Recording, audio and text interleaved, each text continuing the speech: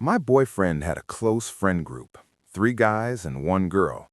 Before I ever met them, he gave me a warning I still remember clearly. If you ever upset that girl, we're done immediately. I nodded like it was no big deal, but inside I was curious. Every group has that one untouchable girl, the one everyone protects, the one no one questions. I've never been the type to admire someone just because others do. Derek looked at me with that serious, protective expression my roommates always rolled their eyes about. I mean it, Sarah. Emily isn't just a friend. She's the most important person in my life. If you want to be with me, you'll respect her. You'll look out for her. I smiled calmly. Of course. Your friends are my friends. I'm sure Emily and I will get along. When I told my roommates about the warning, they were furious. "You're the prettiest girl on campus," one of them said sharply, "and you're letting some guy tell you to treat another girl like royalty? You'll regret it." They left angry. I didn't argue.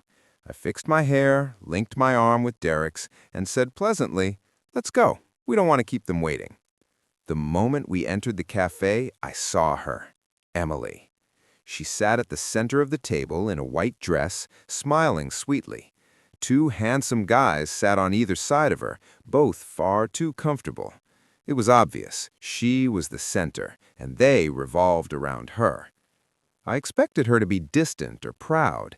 Instead, she jumped up and rushed toward me, grabbing my hands.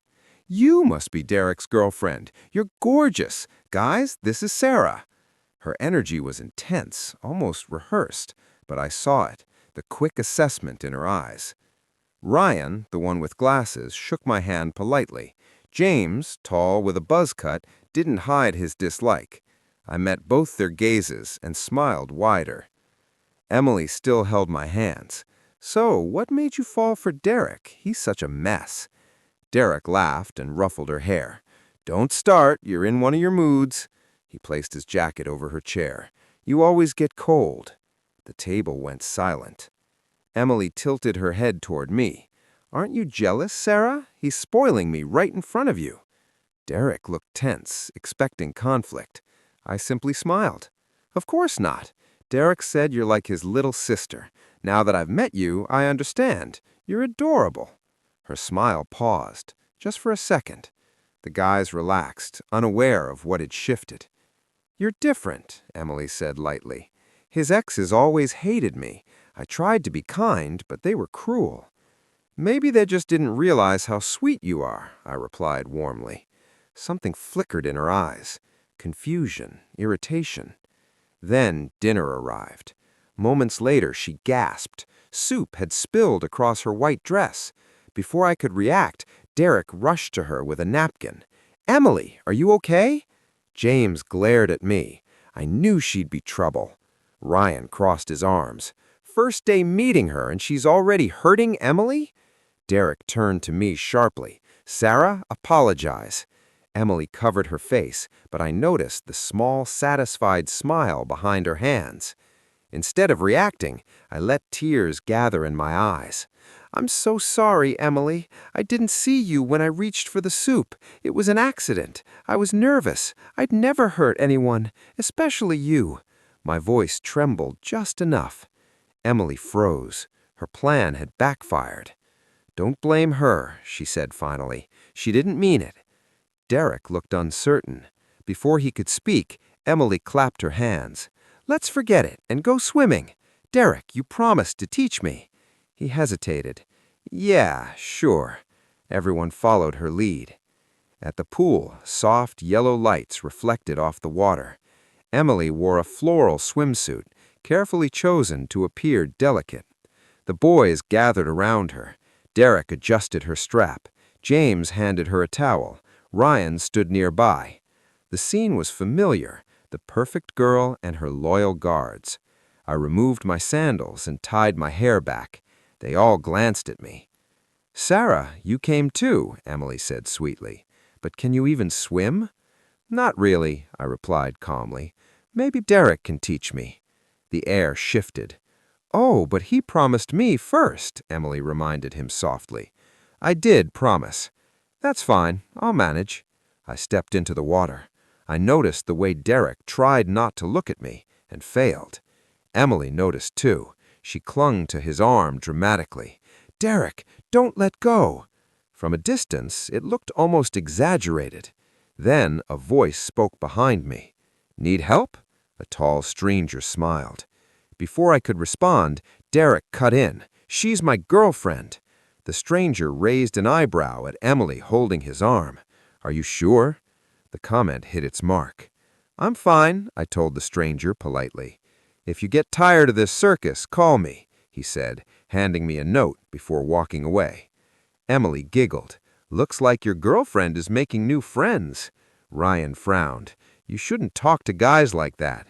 "I wouldn't have to if I wasn't standing alone," I replied quietly. Ryan cleared his throat. "If you don't know how to swim, I can teach you." "Thanks," I said. Emily tried to stop him, but Ryan joined me in the water. James followed. As we practiced, a sudden cramp shot through my leg. I gasped and slipped. James grabbed me.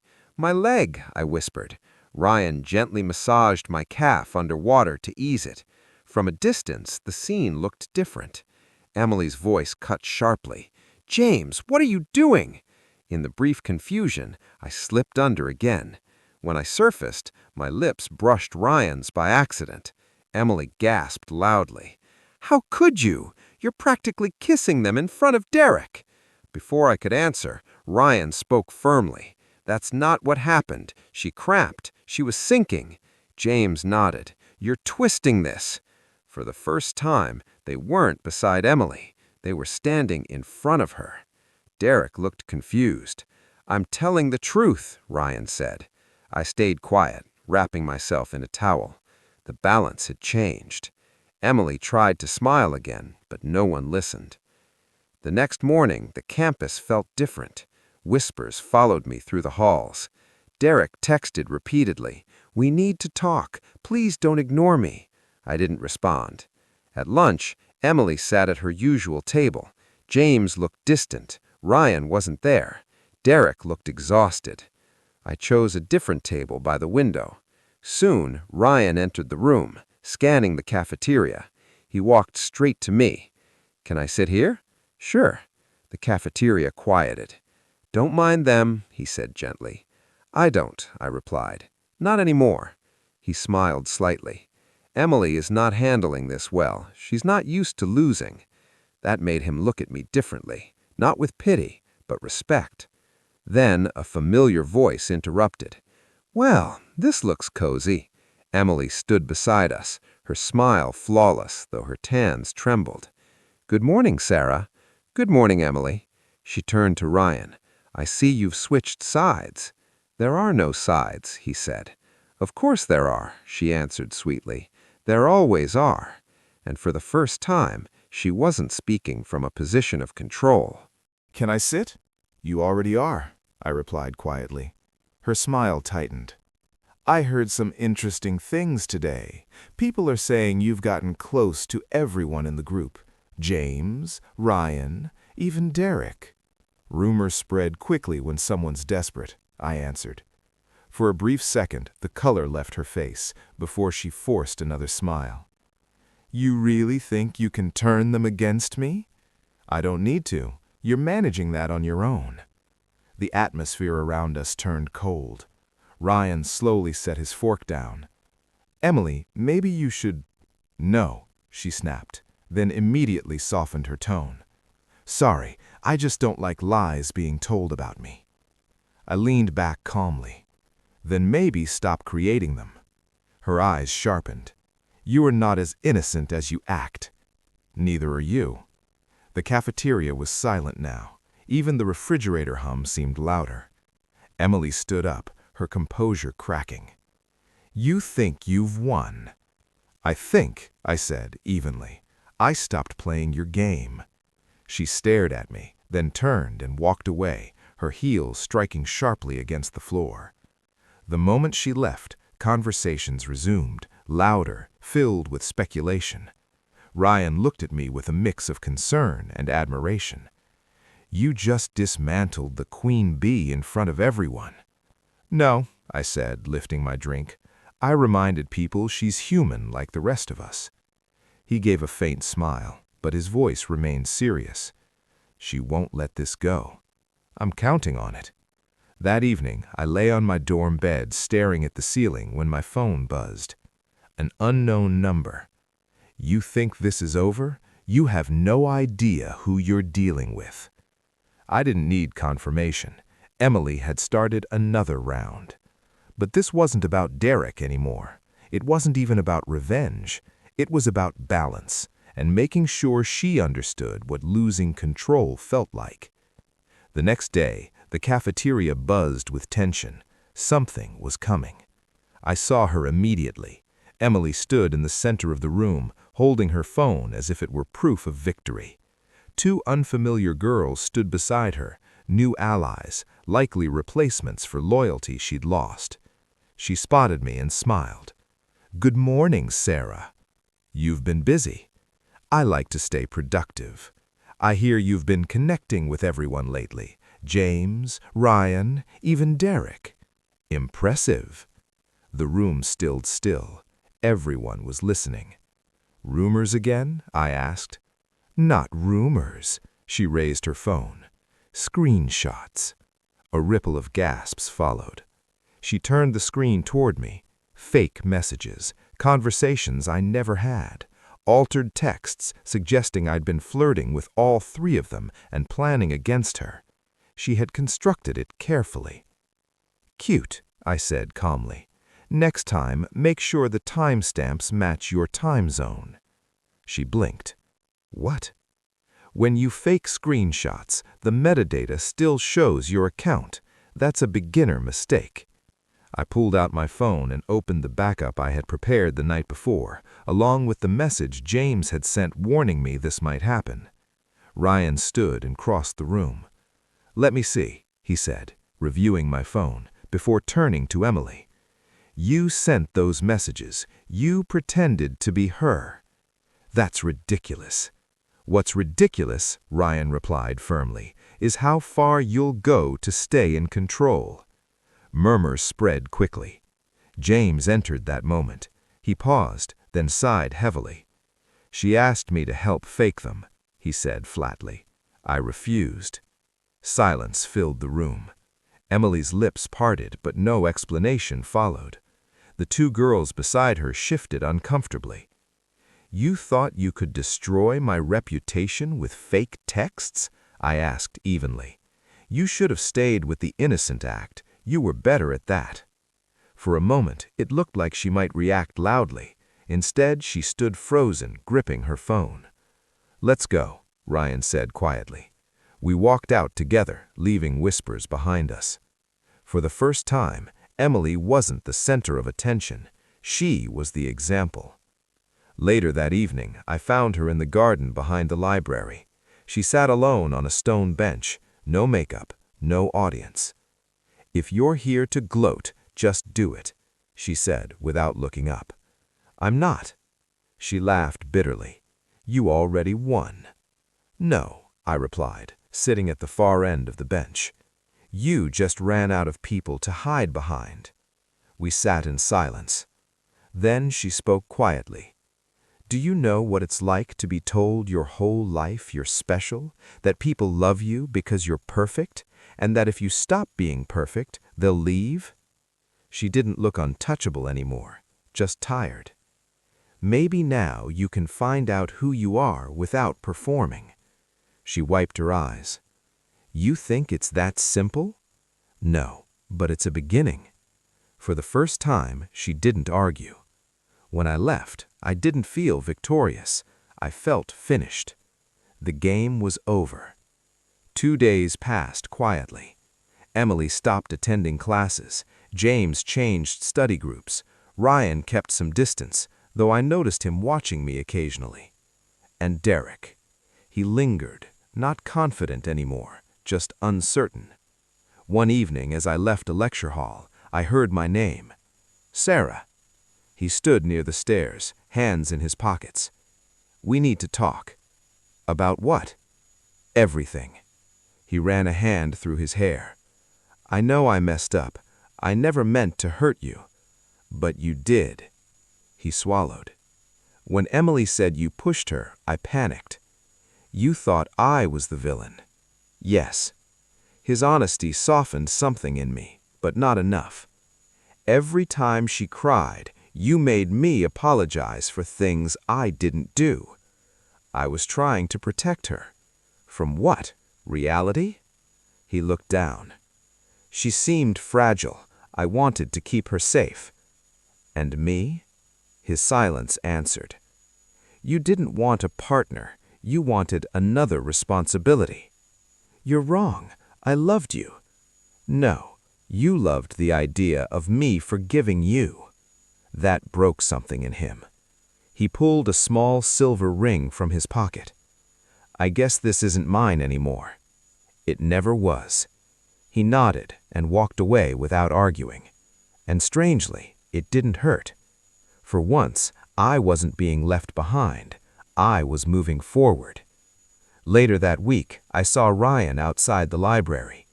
You look lighter, he said. I am. You handled everything better than most people would. I didn't handle it. I survived it. That counts. We stood quietly, and for once, silence felt peaceful. Are you done fighting? He asked. I think so. Good. I was hoping we could start something without armor. I laughed softly. Coffee, he added, quickly. Or jazz. There's a quiet place off campus. Jazz sounds good. His small smile felt more genuine than any grand gesture Derek had made. That night, I looked at myself in the mirror. For the first time, I wasn't trying to prove anything. I just looked like me. And that was enough. We stayed there for hours, talking about everything and nothing. Our families, how the campus lights always flicker at midnight, how neither of us actually likes the cafeteria food, but still eats it anyway. At one point, he laughed. You know, this might be the first night in months that no one's gossiping about us. Give it time, I teased. They'll find something. He leaned back, smiling. Let 'em. Maybe this time the story will be accurate. When we left the cafe, the air was cool and clear. He walked me to my dorm, not too close, not distant either, just enough. At the door, he hesitated. Can I see you again? You just did. You know what I mean. I smiled. Tomorrow, same time. You're serious? Completely. He grinned. Then it's a date. He started to leave, then paused. Sarah, thank you for letting me see who you really are. I didn't answer right away. For once, I didn't feel the need to. He waved, slipped his hands into his jacket pockets, and walked down the path. The night gradually swallowed him, leaving only the soft echo of jazz in my mind and the quiet thought that maybe something good was beginning. I hadn't seen James since the day he spoke up in the cafeteria. He disappeared. No more group lunches, no more sarcastic remarks from across the room. I assumed he was finished with all of us. So when I received a text from him late one evening, "Can we talk? Behind the gym, I owe you something." I hesitated before replying. Okay. The lot behind the gym was dim, lit by a single street lamp. James stood there, leaning against a column, arms crossed. He didn't look angry, just exhausted. You came, he said without lifting his head. You asked. He nodded slowly. I've been thinking since everything fell apart. About Emily? About how we let her control the group. I stayed quiet. She didn't even have to try that hard. She'd cry and we'd rush to fix it. It made us feel important. It made her feel powerful. He let out a short, humorless laugh. I can't even hate her for it. I'm more disappointed in myself for going along with it. The air smelled like asphalt and rain. The silence wasn't easy, but it was honest. You were part of it, but not alone. No, he admitted, but I was the loudest when they blamed you. I can't erase that. I met his eyes. Then why are you here? To tell you I'm done. With what? With pretending silence equals loyalty. He exhaled shakily. I told Emily I'm out. Told Derek, too. I'm done playing hero. Good, I said simply. He looked surprised. That's it? No lecture? I'm tired, James. I don't want to win anymore. I just want it to stop. A faint smile crossed his face. You and Ryan make sense. He's the only one who looked at you without reacting. And you? I looked at you like competition. It took me too long to realize you were just trying to survive. I offered my hand. No hard feelings. He stared at it briefly, then shook it. No hard feelings. For the first time, he didn't seem like someone following someone else's lead. He looked like someone learning to stand alone. After a few minutes, he straightened. Take care of yourself, Sarah. You too. He walked toward the parking lot. No dramatic goodbye. Just closure. The next afternoon, I saw Emily again. She sat alone on a stone bench near the humanities building, a notebook open on her lap. I almost kept walking, but stopped. When she looked up, there was no resentment, just acknowledgement. You don't have to say anything, she said quietly. I know how I looked. I know what I did. I sat at the other end of the bench. Then why keep doing it? She shrugged beneath her gray hoodie. Because I didn't know who I was without it. Being the one everyone admired, that was all I understood. For a moment, she looked like any tired student trying to hold herself together. You still have time to figure it out. You think so? Yes. Stop looking for mirrors. Start looking for windows. She let out a small, uneven laugh. That sounds like something you'd post online. Maybe I will. We shared cautious smiles. As I stood to leave, she said quietly, I hope you're happy. I think I'm learning how to be. This time there was no bitterness between us. That evening, Ryan texted, You free? Always. We met on the stone steps outside the main hall as the sunset stretched gold across the courtyard. He handed me a cup of coffee. 1 cream, no sugar. You're predictable. And you like that. I do. We sat shoulder to shoulder as the campus grew quiet. No performance, no tension. So what now? He asked. I intertwined my fingers with his. Now we stop trying to fix people who never asked for help, and we learn to just live. He nodded. I could live with that. The sun disappeared, leaving us in a silence that asked for nothing. It wasn't the start of another game. It was the beginning of peace. Weeks passed steadily. Life slowly returned to normal. Emily was no longer the center of campus attention. She still attended class, sometimes alone, sometimes with new friends who didn't treat her like royalty. She smiled less often, but when she did, it looked genuine. James switched to evening courses. I saw him once in the library. He gave a small wave. That was enough. Derek moved somewhere between regret and rebuilding. He spent time with quieter people. When we crossed paths, we nodded politely and kept walking. No resentment, just distance. And Ryan became a part of my routine naturally. Morning coffee before class, study sessions in silence. He never tried to repair me. He simply stayed.